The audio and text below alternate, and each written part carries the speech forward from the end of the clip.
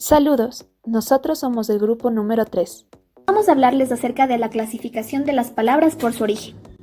Comenzaremos con las palabras patrimoniales que según Elena Rodríguez 2018 son todas aquellas que derivan directamente del latín vulgar, es decir, que existen en la lengua española desde los orígenes de esta. La misma autora señala que estas palabras, al proceder del latín hablado, han evolucionado debido a los cambios producidos en el hablar del pueblo que las utilizaba, que las fue cambiando paulatinamente siguiendo unas leyes fonéticas que han contribuido a fijar su forma actual.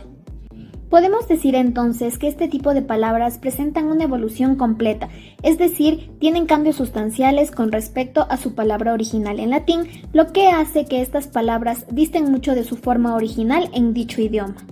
Ahora pasaremos a ver un ejemplo. El primer ejemplo es la palabra en latín aurum, que luego pierde la nasal bilabial grafema M final y queda auru. Después pierde la vocal cerrada velar grafema U y cambia por la vocal media velar grafema O, quedando auro. Por último, el diptongo AU se une y cambia por una vocal media velar grafema O, quedando finalmente la palabra oro.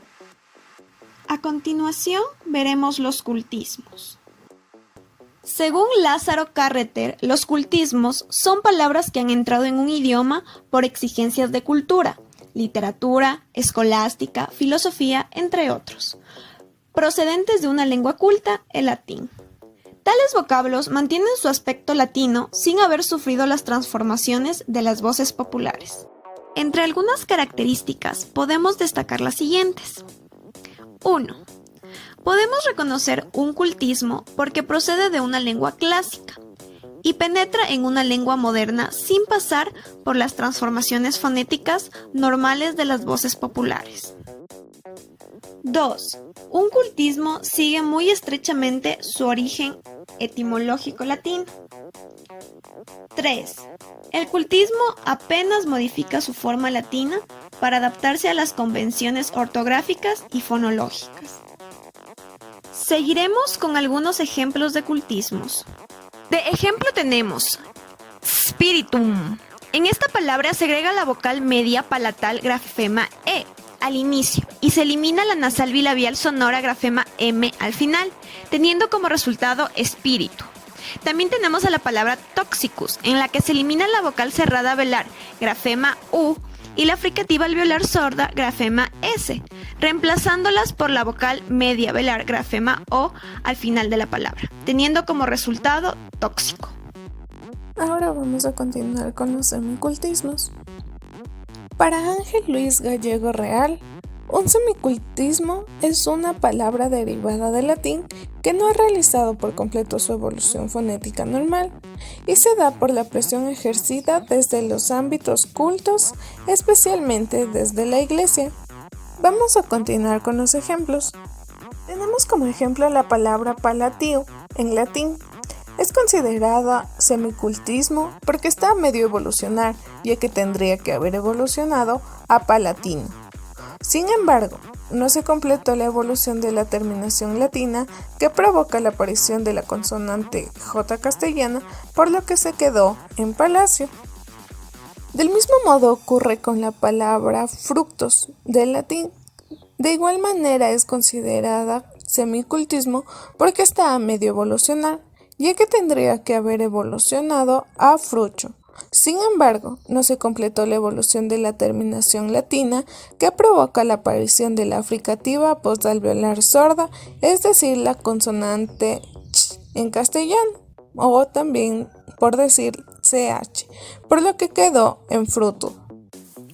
Ahora hablaremos de los dobletes léxicos. En este punto, de acuerdo a Pérez 2014, nos señala que los dobletes son aquellos pares de palabras que se han originado a partir de una misma etimología. Este fenómeno obedece al hecho de que el mismo término penetró de manera simultánea en dos ámbitos de usos distintos, de manera que en uno de ellos su evolución fue la esperable, es decir, se originó. Así es lo que se conoce como una voz patrimonial, en tanto que en el otro su evolución quedó frenada de forma total. Es entonces un cultismo. Por otra parte, apenas distanciado de su origen o parcialmente afectado, se llega así a un semicultismo. Ahora vamos a detallar algunos ejemplos de dobletes léxicos que convergen con todo lo estudiado anteriormente. Partiremos con el ejemplo desde el étimo latino límpidos. Es evidente la procedencia y rasgos latinos. Luego de aquello tendremos al cultismo límpido. En el étimo será reemplazada la vocal velar alta o grafema U por la vocal media posterior, el grafema O, además de suprimir la fricativa alveolar sorda, el grafema S. Continuando su evolución mucho más allá, la palabra patrimonial será limpio. En este caso, mediante un proceso fonético, se reduce la oclusiva dental sonora, el grafema T, y se produce un diptongo creciente, I-O, el grafema I, vocal palatal alta y vocal media posterior con el grafema O. Por lo tanto, su étimo latino es límpidos, su cultismo es límpido y su patrimonial será limpio.